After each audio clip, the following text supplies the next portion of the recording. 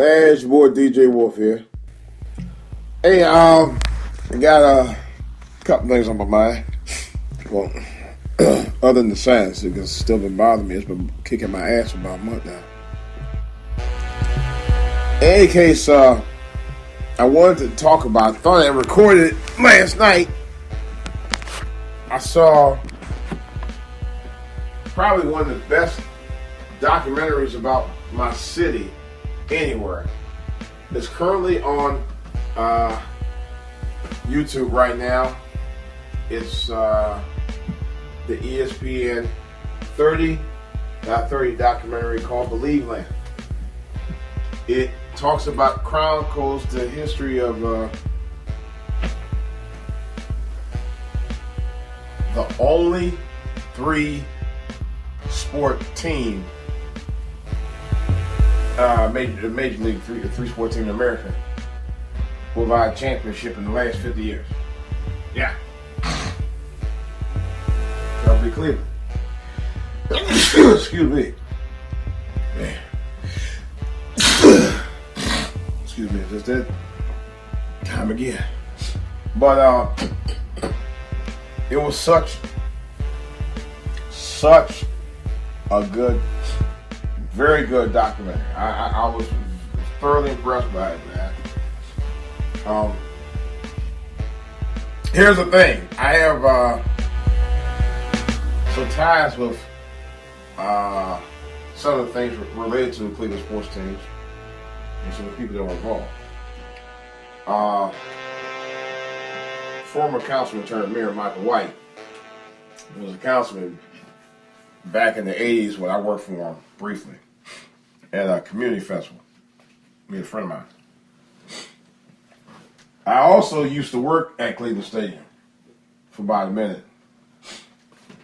And I actually worked at Indians and a Browns game. I also was a huge goer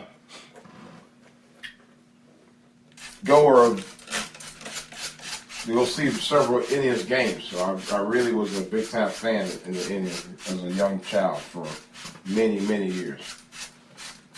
So I wholeheartedly identify with the situations related to Cleveland sports on a personal level, as well as my association with people who were involved with that at the time.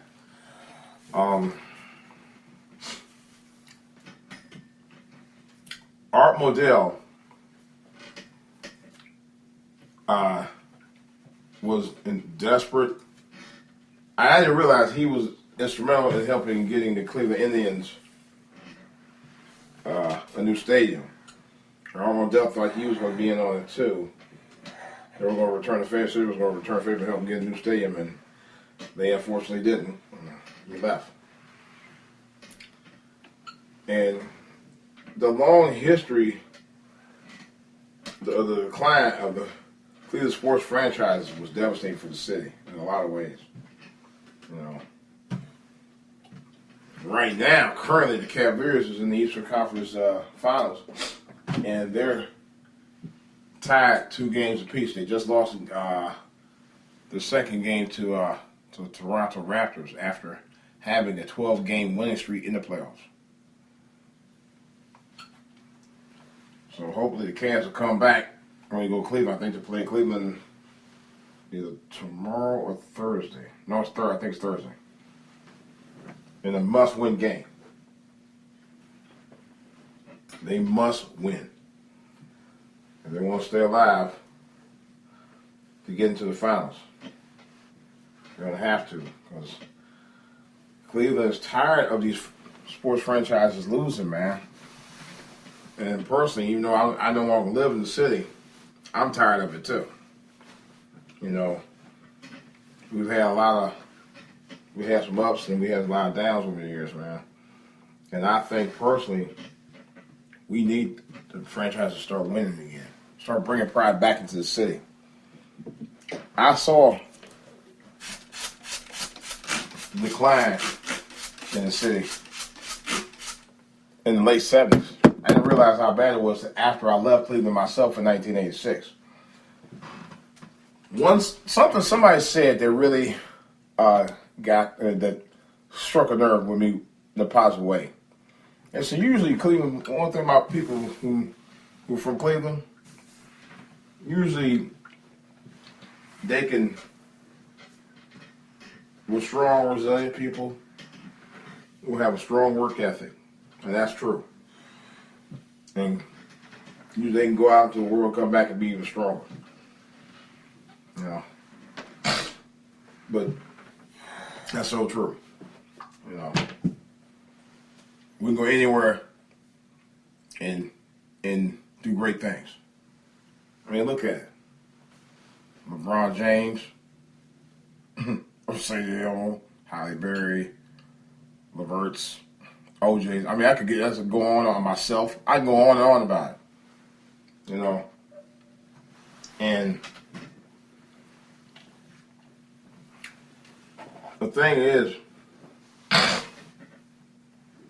when the Cavaliers did a resurgence, when they got LeBron James, man, it revitalized downtown Cleveland like I've never seen before.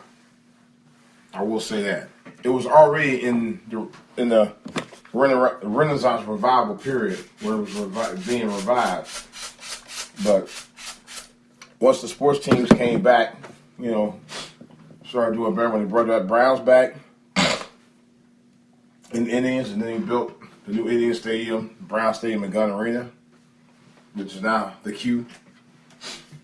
It revitalized downtown in a way I've never seen before. And then on top of that, they got a casino. Is that me? That's my wife's alarm. I thought she turned the thing on. Yeah, I don't even like the way it sounds. What's she doing?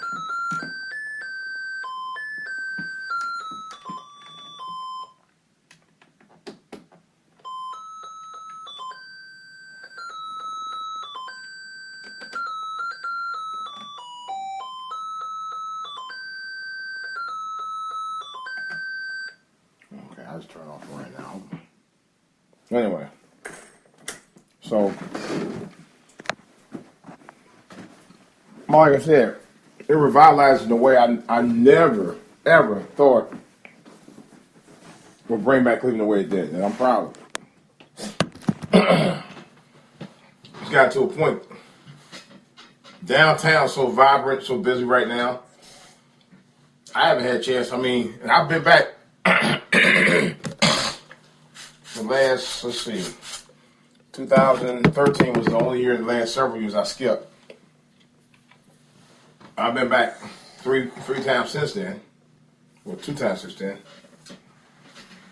And I still haven't had a chance to really hang out downtown like I wanted to. The only thing I did in the last 2 years was go to the cookout. It was the rib burn off. That was the only thing the annual rib, which I've been to a few of them since I left Cleveland. And they've gotten more and more expensive, but that's another whole story. But I got to hang out there. And I enjoyed it. I also got a chance to go to the casino, which the casino used to be the old Hagby store. As you know, the old Hagby store, which was later turned to Dillard's, the old Hagby store was the same store that they used to shoot one of the best Christmas films of all time, A Christmas Story. Got a backstory on that. Well, sort of a semi-backstory, because me and a buddy of mine used to hang out downtown all the time. Back in the day, we actually were down there the night that they shot the scenes of A Christmas Story in '79. I remember watching it. I was like 14, 15. I went down there, me and my buddy. We were going to try to become extras in the movie. We, unfortunately, didn't become extras. Although I used to work downtown, but it didn't happen. So, at least I got to see them film the movie on the outside, on the outskirts anyway. I was there when they shot the scenes. So, and they shot several films since then. Matter of fact, they did the Avengers movie. They're actually right now they're shooting. I think they shot 2 Avengers movies there. They're currently shooting Fast and Furious 8. also not far from where I work. All right. So it's a lot of good stuff going on down there right now. I just wish one thing. I just wish I was in on it. You know. One other thing I don't like the fact that I get offended when people talk about my hometown, especially for people who've never been to Cleveland. You know, I've had people do that. I had to get an ass. You know, I mean, how the fuck you gonna talk about a city you've never been in? Nah. And the guy from New York who I used to work with used to try to trash Cleveland to me. Oh, New York's the best, New York, this and that. I went to New York, I said, look, honestly, dude, and well, I didn't go to New York until 2011. That was the first time I ever been there. But by the time I had already left that job, went someplace else. But New York, it's a nice city to visit. But I'm gonna tell you the truth. Busy as it is, I would not want to live there. I really wouldn't, for a lot of reasons. And the fact that it's expensive as hell. New York is an expensive, very expensive place to live and work. That's one of the main reasons I would not ever want to live in New York. I like visiting. There's so much to do in New York. It's not even funny. You know, I've been to New York 3 times. I still haven't been to a Broadway show yet. Haven't been to Statue of Liberty. Haven't been to Ellis Island. I did get to go to the site of the Twin Towers, the memorial. I did go there. Very sobering moment for me. It really was. Like it was for millions of others. But the attitude of some of the people in New York is just atrocious, man. I'm like, the way people drive there, I'm like, I couldn't live there. I honestly could not live there. I really couldn't. So, I'll leave it at that.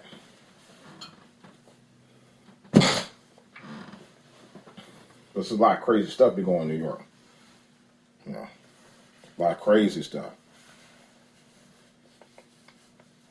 I couldn't even believe that my wife and I was walking down some of the side streets in Manhattan at night by ourselves. I was like, really? You know, I ain't gonna let that happen to my baby, but I'm just saying, hey, you know. But the area we were at really was one of the safest places over there because you got a police presence right there in New York, so they don't play anywhere, especially downtown Square. So, they don't play that mess. Anyway, like I said, if you ain't from Cleveland and you ain't never been to Cleveland, especially if you've never been to Cleveland, don't talk about the city. Keep your mouth shut about it. I mean, I'm gonna tell you, this is somebody from Cleveland. You know, a bad mouth for a place you ain't never been to. You don't know nothing about the people. You don't know nothing about the city. You know, I do. I can talk about it because I've been there. I'm from there. You know, I know about it's good and about it's bad. Nobody can tell me a damn thing about it either way. You know.